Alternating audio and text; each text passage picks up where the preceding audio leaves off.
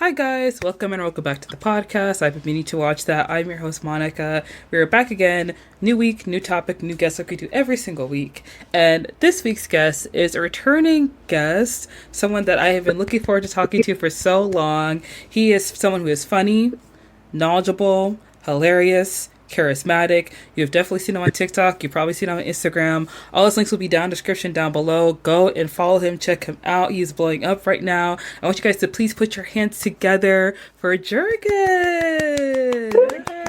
Yes.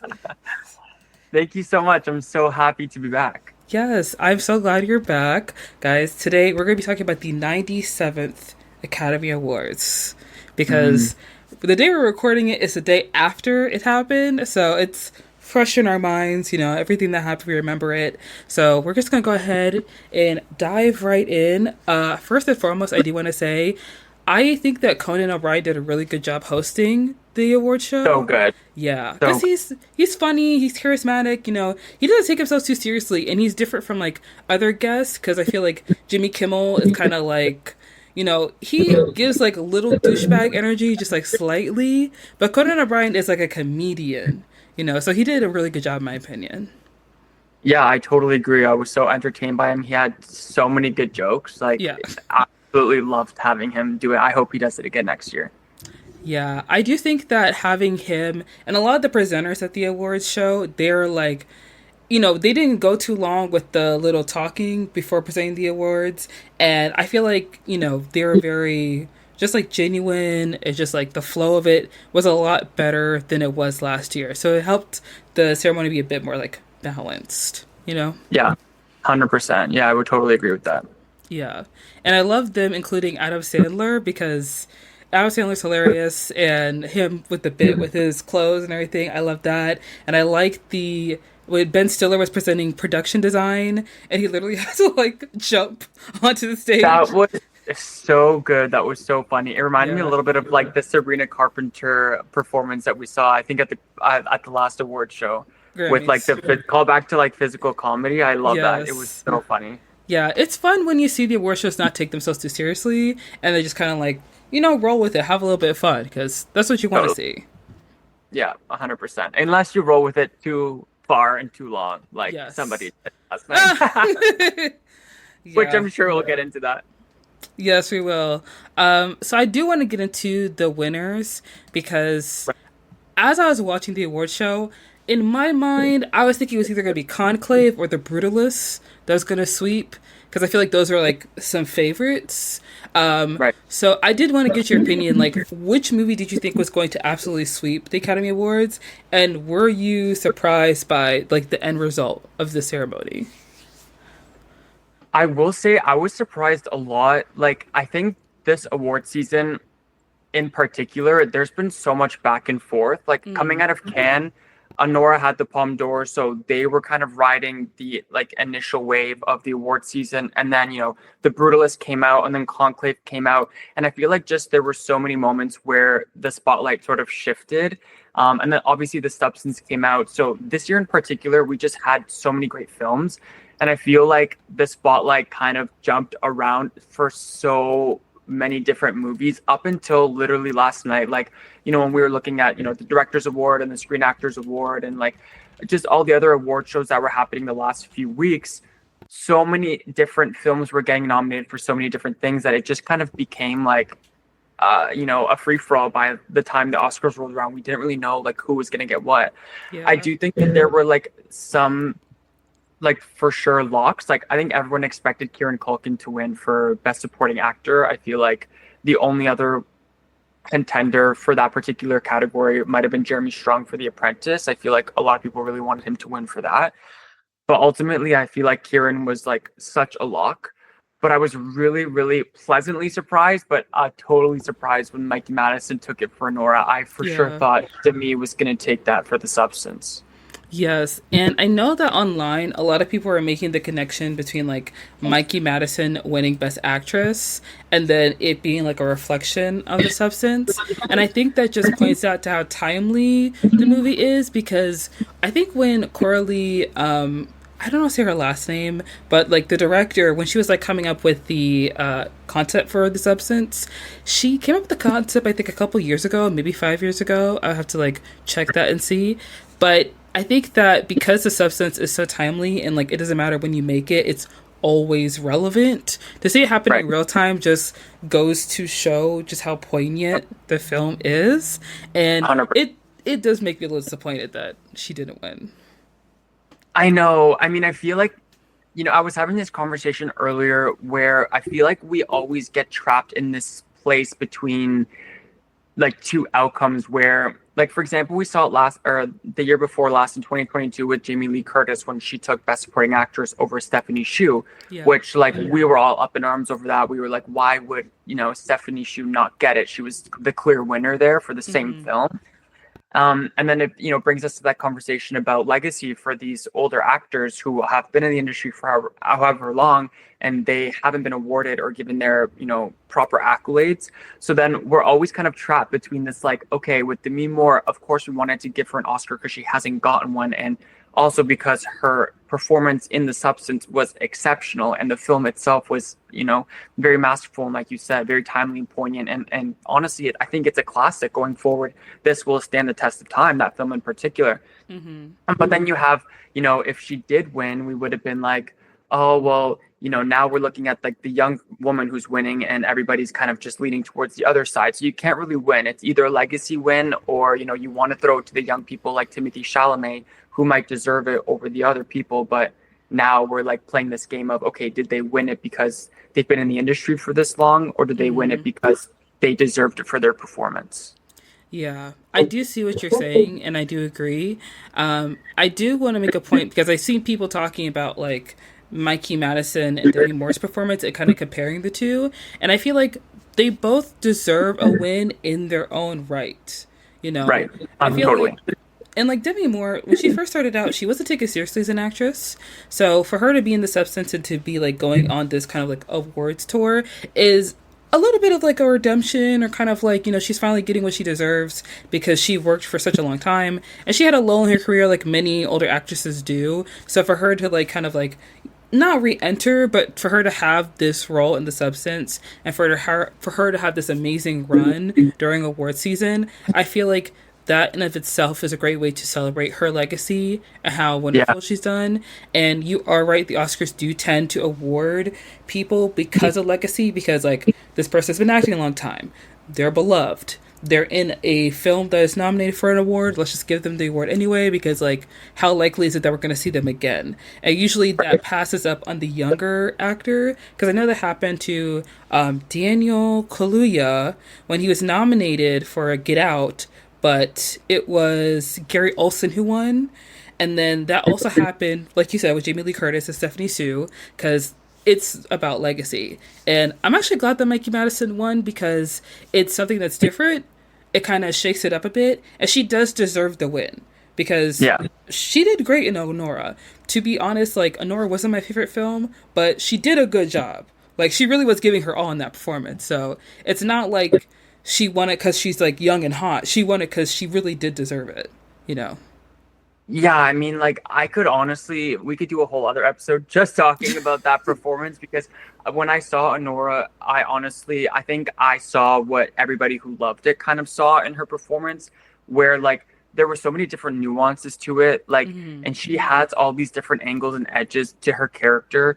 So like, I don't know, it was just such a brilliant performance. Like, even when like, to give you an example of a scene from the movie, like when they're about to get on the private jet back to Vegas to finally annul the marriage, and like she's finally gets to talk to Vanya, and Vanya finally like goes to answer her after all this time, and he's like, oh well, like, thanks for making this last like little bit that I had in America fun.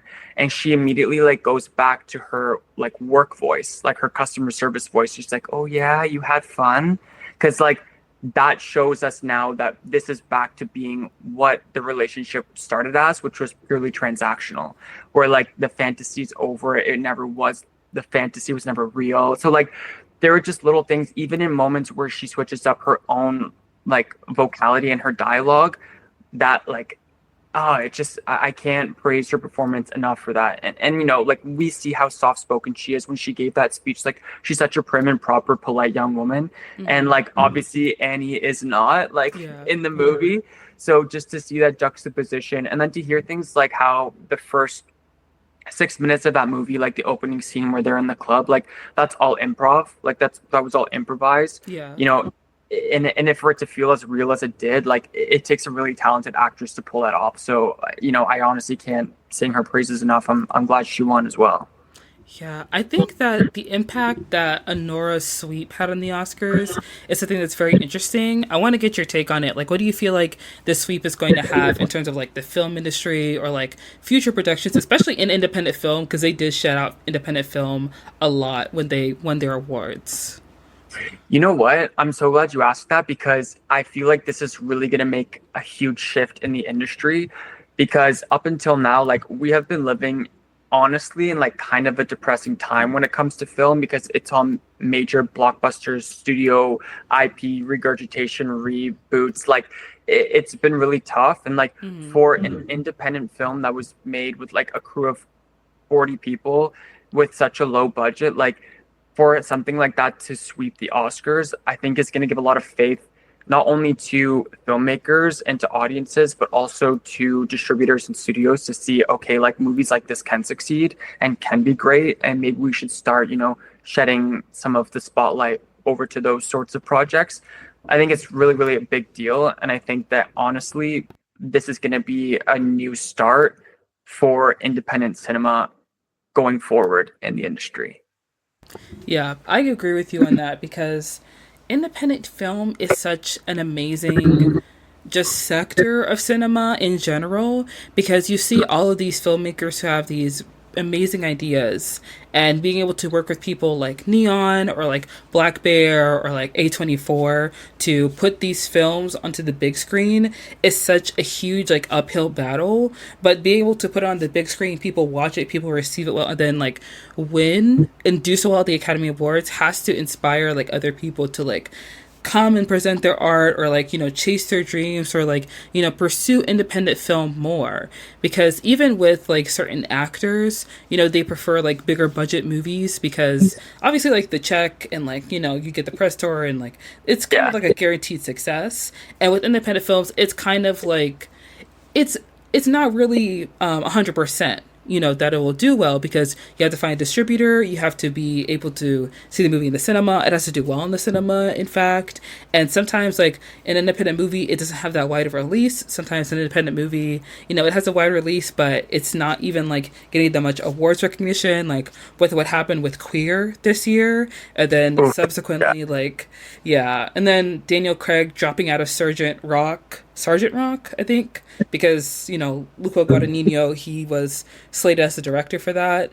So there's not always a positive, I guess I don't want to say consequence, but there's not always something that positively comes out of like pursuing independent cinema for some actors. So I feel like Honora is going to be definitely a shift in the industry that they'll like give more consideration to it. Yeah, that is honestly such a great point because I feel like it is such a gamble, right? Mm-hmm. Like when you're a working actor, like you are obviously a lot of the time you want to chase your dream and you want to, tell the stories you want to tell, but it is a business and you want to make money and you want to make a living. So I feel like for a lot of actors, this will help them when they're walking that fine line for sure. They'll be able to kind of, be a little bit more comfortable in taking independent cinema roles. Yeah, absolutely, absolutely. And speaking of independent cinema, Adrian Brody did win Best Actor for his role in The Brutalist, and I feel like because I did see The Brutalist in theaters, I feel like the win is well deserved. Right. I love The Brutalist. I thought it was a great movie. I know some people didn't watch the movie because of the runtime and things like that, but I wanted to get your take, on his win. Like, what did you think of his performance in The Brutalist, if you did see it? And of course, like, what did you think of his award speech? Because a lot of people have had a lot of opinions about it following the, award show. Okay, well, yeah, that's a lot. I did see The Brutalist. I did see it in theaters. Um, I think it's quite sad if that people aren't watching it because of the runtime because Yeah.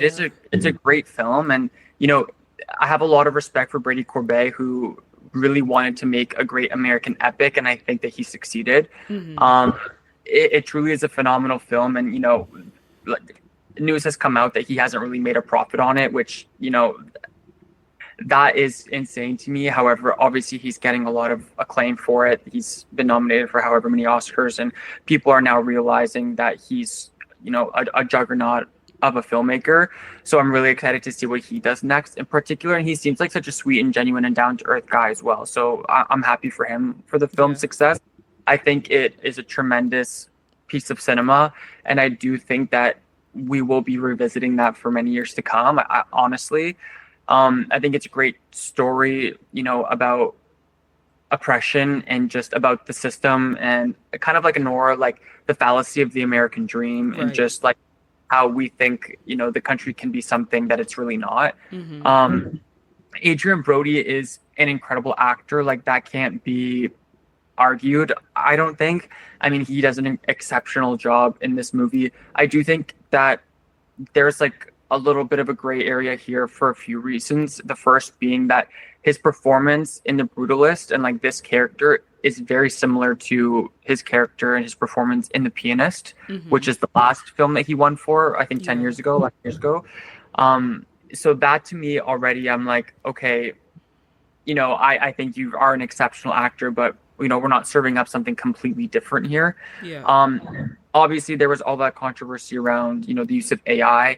And again, you have to take everything that, comes out of the news with a grain of salt either way, right? Either we we might not understand fully how AI was used in the film, particularly for his accent, which was what people were talking about. For those who are listening and don't really know the extent of the controversy, apparently the filmmakers of The Brutalist were using AI to enhance his Hungarian speech when he was actually speaking Hungarian, which I think, like, there are definitely, personally, I think there are other avenues that we could have explored before doing that. Like, I know that other voice actors have been in similar situations where, like, you will get a Hungarian voice actor to, like, voice over, and then you can, like, technologically blend the voices together, which, like, I don't know if that qualifies as artificial intelligence or not, but I feel like just as a paradigm or just as a general rule, we shouldn't be allowing AI into the Oscars. Which I think that this film in particular is going to really make, that really push that to the forefront of the conversation for the years to come. So I did think that he did a good job, despite that little, hiccup in what we were talking about in terms of his accent, because I really don't think that he needed it. But when we're talking about his speech, oh my God, that was like, I couldn't believe my eyes when I was watching that. I couldn't believe it. It just kept going. It was the speech that never ended. And he didn't, like, if you go back and you watch it, he didn't even really say anything. Like, he had 6 minutes. I think the thing that bothered me so much is because, all in all, from when he got up to his seat to when he closed out his speech, that was 6 minutes. And, there were people who didn't even get to speak at all when they accepted their Oscars. So I just think that that is just so egregious and, like, just very pompous, in my opinion, because, it would have been different if he, like, just used all of his allotted time, but he ended up, like, demanding more, which I thought was, like, really messed up. And he didn't really, like, my first issue with it, like, if you looked at the people who won for Dune for Best Sound, like, there were 3 legends, like, people who have worked on some of the greatest films of all time that are standing up there, and the third guy didn't even get to speak. Didn't even get to say anything. They just put him off with the music, and Adrian Brody is kind of just saying whatever for 6 minutes and just kind of going on and saying whatever he wants to say. And then when they play the music on him, he goes, "Oh, don't worry, I'll wrap up very shortly," and continues to talk for like another 2 minutes. And he doesn't even say, like, he doesn't even thank his family or do like the quick, like, thank you to our distributor or to whatever.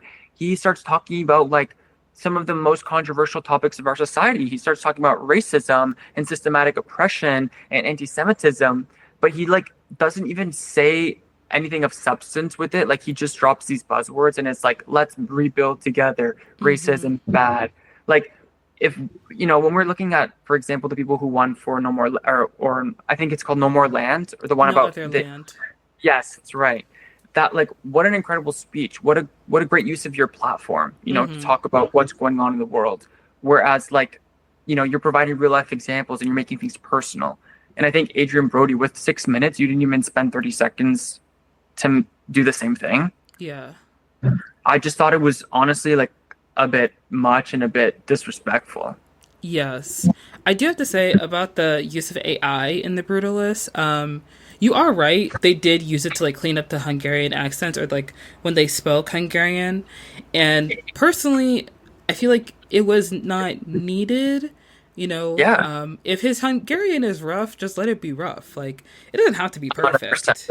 Yeah, you could just leave it the way it is. It's perfectly fine. And in terms of like Adrian Brody's speech, I remember watching and I was just thinking like, is someone gonna pay? Is he gonna leave? Like, we have to move this along, sir. Like, everyone spent like 2-3 minutes on their speech and like wrapped it up nice and short. The only other person that really took a longer time was I think one of the people that won for one of the technical categories. I don't remember their name right now, but I know like they didn't really speak English that well, so they were trying Right. to like read off their phone, and that was probably the only group of people that took a long time. And besides them, it was the Emelia Perez team that went for Best Original Song for El Oh, Mal. And they started oh, singing their oh. song. Can I just tell you something hilarious? Mm. When they did the same thing when they accepted their award at the TIFF Tributes Awards last September, they did the same thing. They started singing and they actually sang for longer, which was like insane. We were all just Oh, sitting there like we couldn't please. believe our ear holes. Like it was insane. I like yeah, I so God bless. God Yeah. bless. But I think for Adrian Brody's speech, really, I know that he's a good actor. And I feel like when, there are certain actors, like, they know they're talented. They know they have done a good job. And there's nothing against that. It's great to be confident. It did come off with an air of arrogance. Yeah. When he's spending all this time talking, he's looking around the room. He's like trying to look all like deep in thought. And you are right. A lot of the things he said, it seemed like he was talking about anti Semitism or like racism and hate, but it's very much surface level things. Like, let's Yeah. rebuild together. Like you said, like, let's not hate, don't let hate win. Those things where it's like, it sounds good, but there's nothing deeper there. So it's just kind of like very like basic, you know? But I know that a lot of people have been talking about like Adrian Brody, and I did see obviously TikTok. Whenever something happens, TikTok is the first one to break the news. Apparently, Right. Adrian Brody was like a Roman Polanski defender, like back earlier in his career, which is something I did not know. Yeah. And I'm not surprised by it all because when you look back at a lot of actors and actresses' careers, they've all said or done something problematic. So I'm Right. not surprised by that news. In my opinion, I feel like Adrian Brody, like we could have kept it short and sweet. 3 minutes. Thank your wife. Thank your kids. Thank the distributor. Thank Brady. And Yeah. say something political, but like two sentences, like everyone else did, and then like just leave it at that. You know?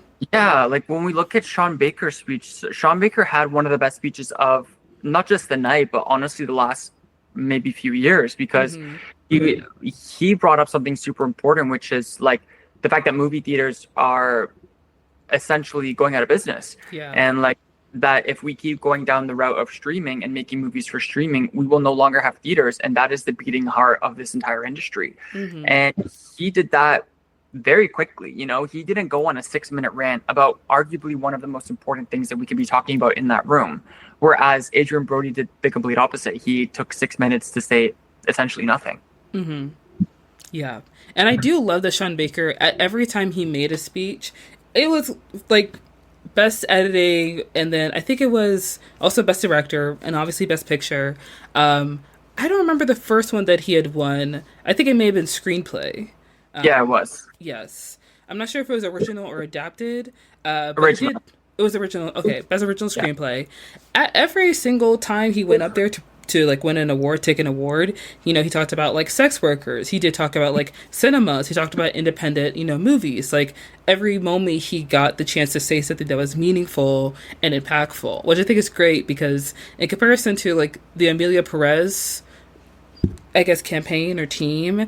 You know, they won Best Original Song, but they didn't say anything in terms of like trans issues, which is like very big right now, Yeah. currently in the United States. And then afterwards, I think after the show, you know, the director was asked, like, why did you say anything in terms of like transness or trans issues? Because this is a film about a trans woman. And he said that, you know, I didn't win Best Director, I didn't win Best picture, but if I had won for one of those categories, that I would have said something. And then he didn't say anything in that press conference that was right there for him to say something. So it's interesting. It's interesting to see.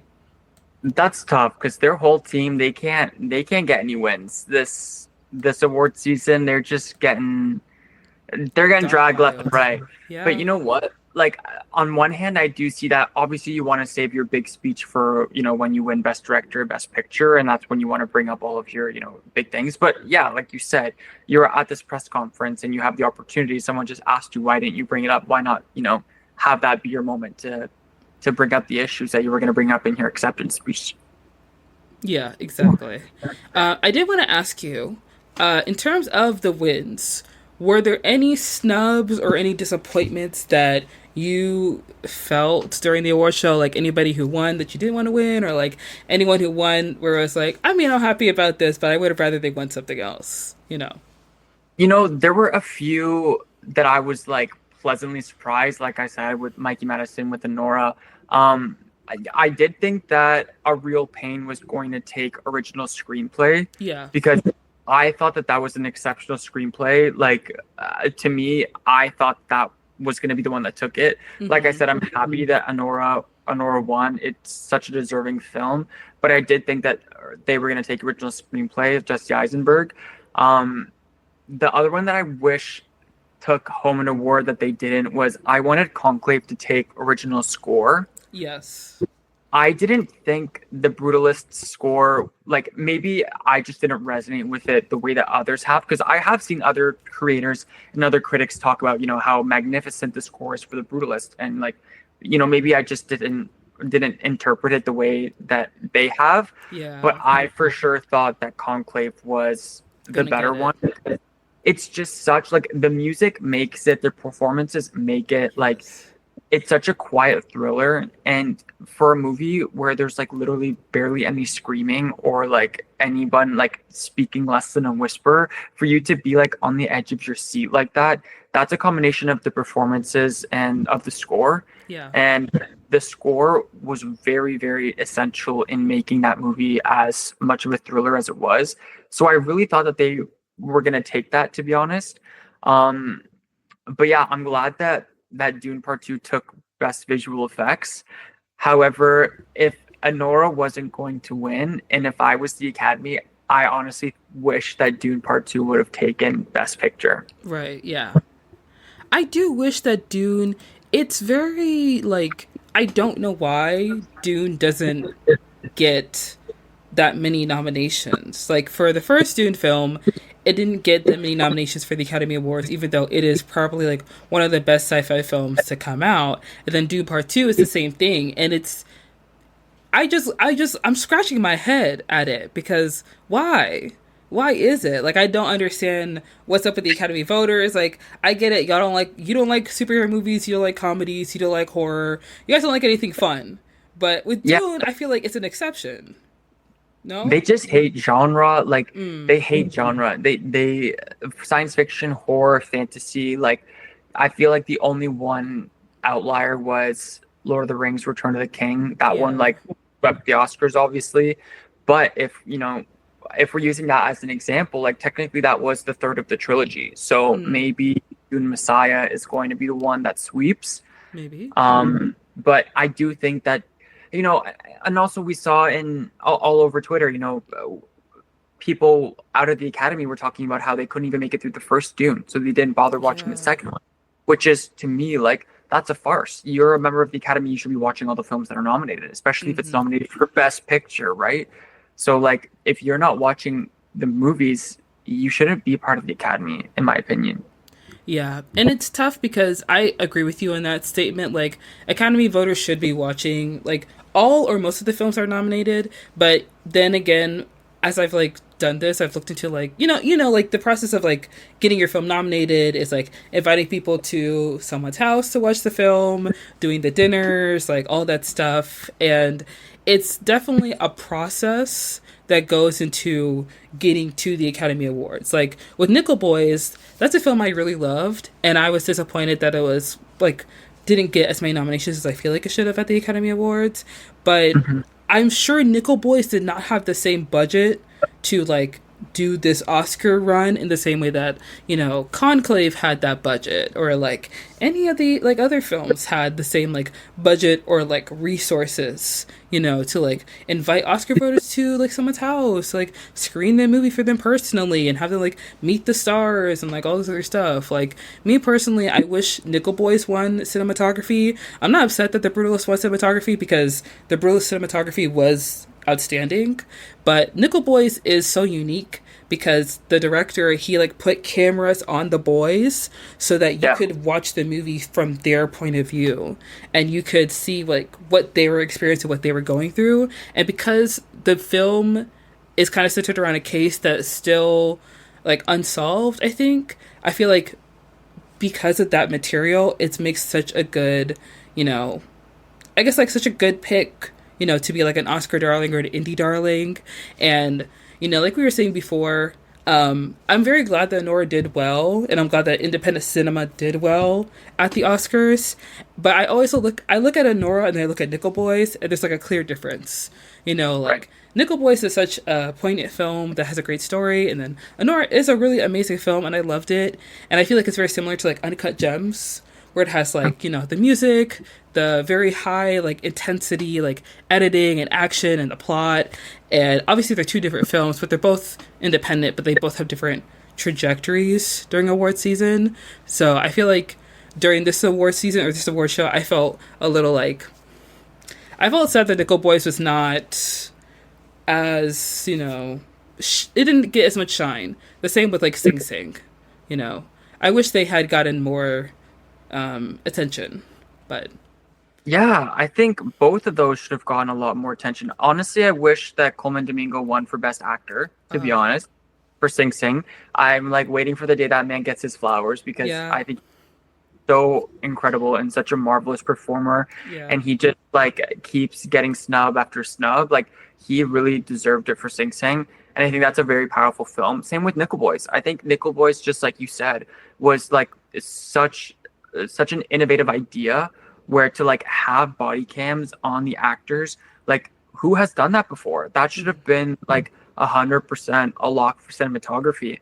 I will like the one thing that you said that I will say the opposite is that I actually am upset that the Brutalist took for cinematography. I wanted anyone else in that category to take it except them. uh, Like honestly, Dune, like Greg Fraser is such a genius. He did the Batman as well. Like mhm. he's just so good, and I was just in awe of literally every single shot in that movie. And yeah, like I know it was said as a joke, but like to find ways to videotape or like to film people, your actors riding sandworms, like, and to make that realistic and to make all of the action and all of the like more subtle quiet scenes, like there was just such a versatility in how that camera was used. And Mhm. then like not even including the fact that they were filming in the desert, Yeah, and like you have literally like so much to improvise with in regards to lighting, and it's just like there was just so much there, right?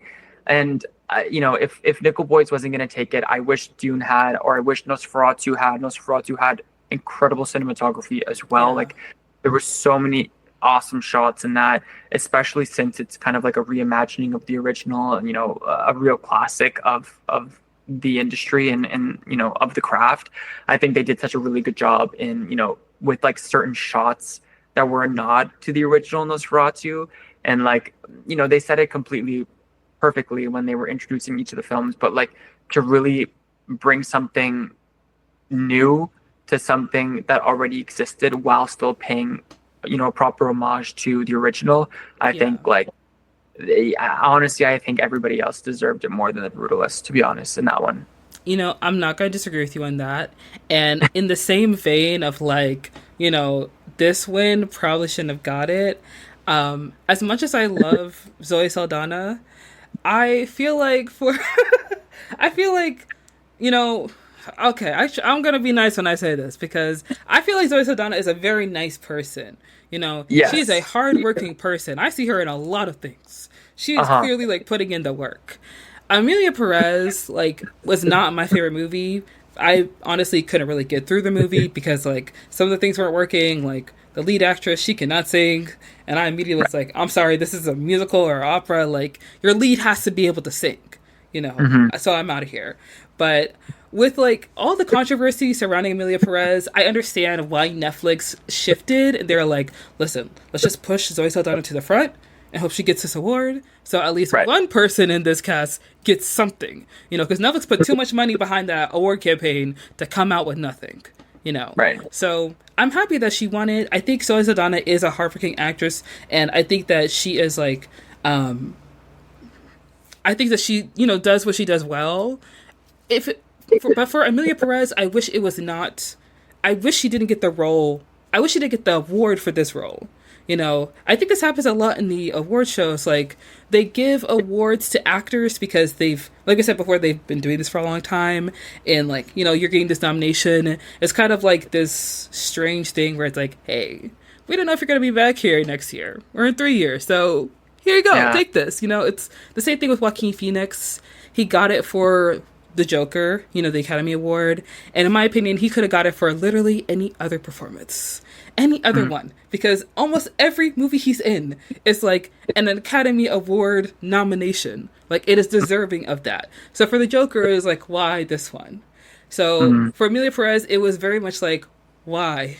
Why this one? Why this role? And I don't want to take it away from her because I loved her speech. I thought it was very sweet when she and Divine Joy Randolph hugged. I thought that was very heartwarming. I'm very happy for her getting this win because, you know, she, you know, deserves it in some right, but just not for this role. So who did you want for Best Supporting Actress yesterday? Who was your pick? If I'm going to be honest, I wanted Aunjanue Ellis to win for Nickel Boys, but she wasn't Oh, even nominated. gotcha. So if not her, Felicity Jones. Okay. Yeah. Okay. Why Felicity Jones? I feel like her performance in The Brutalist was almost haunting in a way because in the first part she's not even there. They just talk about her and she's Right. kind of like, you know, there's this term that's going on around TikTok a lot where people are like haunting the narrative. You know, someone has Okay. like a dead mom and like the character talks about their dead mom all the time, so this person is like haunting the narrative. Like this is a bad example, but like A and Pretty Little Liars, you know, they Right. always talk about A, but she's not there for most of the Yeah, show. yeah, Yeah. yeah. But she's haunting the narrative almost. And when she comes into the scene, she, you know, doesn't back down. She doesn't compromise. You know, she's very much someone who like stands 10 toes down. And of course, like since you've watched the movie, like, you know, like at the end when she confronts Van Buren, I feel like that was such an intense scene, but she Yeah. still isn't scared or like shaken by it. So I feel like her performance did so well that I would have loved for her to have gotten an award. Like I do think she'll be back at the award show again because she's Felicity Jones, but I would have Yeah. liked for her to gotten the award. That's so interesting to me because you're the first person I've spoken to that has wanted Felicity Jones to take Best Really? Supporting Actress this year. Yeah. Everyone else like will say someone else. I personally wanted Ariana Grande to take it, which I think Understandable. she just has the odds stacked against her because of who she is already. I feel like people, regardless of how exceptional she was in the film, like people just automatically like feel like, oh, she's a pop star. Like she hasn't like maybe earned her stripes the way that other actresses have already. And like you said, Zoe Saldana has most certainly earned her stripes in the industry. But if we're just talking performances, like I loved her in Wicked. I think she did exactly what every Best Supporting Actress should do. And she really, really made Cynthia shine in her moments while also being such a powerful performer on her own. Yeah. And like she needed to be exactly what she was, which was she was a clown and she was hilarious, but she also had so much depth to her. And you know, she gave us a little bit of what we could see in the second part. Like I just thought it was so well done. I thought it was like surprisingly nuanced. I didn't know she had it in her. So when I watched it, I was I was pretty floored. But like you said, Felicity Jones did an incredible job in The Brutalist as well. Like that scene where she confronts Vivian at the end is like she's like on the floor, like Yes. it's harrowing, but Yeah. it's good. It's so good. She's incredible. Yeah, I would be remiss if I didn't mention Cynthia Erivo because I think when The Wicked first came out, people were really pushing the EGOT status that she would possibly achieve if she had got nominated. But due to the way that the Oscar run went, it was just not in the cards for her, which is disappointing. But hopefully for Wicked, no, for good, it's possible. I did want to get your opinion because apparently there was an article that came out because I feel like a lot of times with when the Oscars are coming up, voters come out like anonymously to say the most problematic things ever. So Always.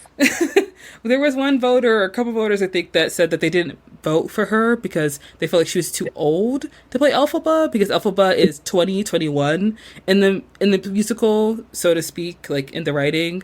But I feel like I don't know how old Indina Menzel was when she played her on Broadway, but I feel like the age really matters for the character. Yeah, I don't think that either. I feel like that's the last thing on my mind when I'm watching it.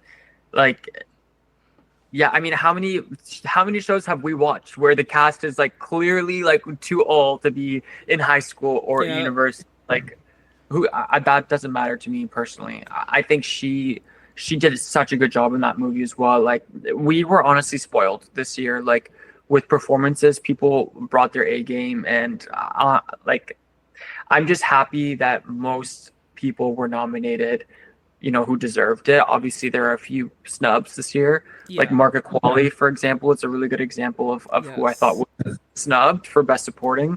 Yeah. And like you said, Nickel Boys definitely deserved a lot more than it got. Same with Sing Sing. And just like other like international films, like I'm surprised that we got as much buzz as we did for I'm Still Here, which is like, I'm so happy for that because I think that, like going back to our conversation on independent film, I think that in particular will open doors for international film. But yeah, ultimately, I feel like we had a pretty good run. 97th Academy Awards. Yeah, honestly, it was a pretty good award show. I did want to get like your opinion. What do you feel like you would like to see in the next Academy Awards? Like, is there something that you would change, or if there's something like that you would keep the same in terms of like this award ceremony? I mean, I feel like I have a love-hate relationship with the Bond tribute that they did yesterday because I did like parts of it, but like, why are we doing this like massive tribute when there isn't even a Bond movie out this year or last year? Yeah. And then filmmakers aren't getting time to talk when they're doing their acceptance speech. Like, I don't get it. Yeah. I don't get whose idea or like scheduling that. You know what I mean? Yeah. Like, that's what I would change. I would be like, you know what, guys? If we have this extra time, instead of maybe plugging in a random tribute to a random franchise, let's give these filmmakers maybe another 30 seconds to accept their awards. Like, that's insane to me. Yeah. Also with the Bond tribute, I don't think that they picked the right artist, if I'm being honest, because like the songs for Bond, you have to have like a certain cadence to your voice. And I love Ray. I think she's an amazing singer. I've been listening to her album for a long time. Like, I love it. But Doja Cat is not a singer. She's a rapper. So it doesn't make sense she was there. I love Lisa. I think she did a really great job. But like, if you're going to be singing songs like Diamonds Are Girl's Best Friend, Skyfall, like these different songs, you should have someone like Samara Joy. You should have someone like Lofi. You should have someone who has the jazz voice to kind of complement the song, rather than picking like, the top most listened to female artists on Spotify. Like, let's go off of talent, please, not streams. It was just so random. Like, it was so random, and I feel like maybe we should have saved that one for another show, another year. Yes. But did you have any remaining thoughts or any final thoughts on the Oscars? Final thoughts on the Oscars. I mean, all that I can think about is the composers from Emelia Perez singing while they're accepting their. That's all I can think about. Like, and then the guy who won for the Brutalist, I think it was was it cinematography? Was it the cinematographer? I can't Yeah. remember. But he started singing at the end of his speech to like Yeah. make fun of them. Mm-hmm. Oh my God, that killed me. Also, my favorite line of the whole night. I love how they brought the firefighters out, but my favorite part was when Conan O'Brien was like, "Yeah, like a lot of love for Anora tonight. 2 wins already. I guess Americans are just happy to see someone finally stand up to a powerful Russian." Yeah. Mike dropped. Mm-hmm. Oh my God, I thought that was so funny and so brilliant. Honestly, I hope Conan does it every year. He did such a good job. I hope that they pick someone like Conan again because, like, I know that I don't know if people like Jimmy Kimmel as a host or not, but like having a comedian and then having comedic actors also be part of the ceremony helps. Like Nick Offerman doing like the That announcing, I love that. Yeah, I liked it a lot. I think that really makes the world of a difference. I would love to see Nikki Glazer. I think she's hilarious Oh and she yeah. killed it on the Globes. I would Hmm. love to see her do something like that. Yes, I did forget to mention, but I am still disappointed that Challengers didn't get anything. But we will have Yeah, our redemption. Luca was just snubbed left and right. So he Oh had yeah. two of the best films this year, and there was no love for either of them. Talking about best actor, like if anyone should have been in that category over Brody, it was Daniel Craig. Mm. Also, I think that happened to Jordan Peele as well. He got like an Academy Award for Best Adapted Screenplay for Get Out, and then Nope didn't get anything. Us didn't get anything. Like it's kind of like they bring in the new people, and it's like, here's your award. Don't expect to come back next year. Bye. It's like that's it. That's Here's all you your get. word. Yeah. Yeah. What is that about? Until like 10 years later, then they're like, okay, here you go. Here's another one. Yeah, like Spike Lee getting his first Oscar for what was it? Black Klansman. It's like after this whole decade, all these decades of filmmaking, really? This one? Okay. Yeah. I don't know. That's like a whole other conversation because I feel like so many times they've gotten it wrong. Mm. Yeah. Yes, we could say And last that. night was a great example. Last night gave us some great examples of that for sure. Yeah, absolutely. But Jurgen, thank you so much for coming on the podcast. I really appreciate it. Where can people find you? Yeah, thank you so much for having me. Like, Hmm. I honestly, I'm so honored. Thank you. Everyone can find me on TikTok and on Instagram at part-time binger. That is my brand. I'm actually going to be dropping some merch pretty soon. You can see Oh, I'm one of my first sweaters, so keep an eye out for that. And yeah, we'll be covering a few exciting things in the future, very near future. So tune in. If you're a film lover, come join the community. I would love to hear everything you have to say. awesome. Guys, go check out Jurgen on all his socials. Things will be linked down below. Don't forget to follow him, like his stuff, be sure to follow along with the journey. And guys, don't forget to follow us on Instagram, subscribe to our YouTube, follow us on Twitter, Blue Sky, Patreon. And don't forget to tell your friends and family about your new favorite podcast. I've been meaning to watch that. I'm your host, Monica, and I'll see you guys next week with a new topic, new guest that we do every single week. Bye!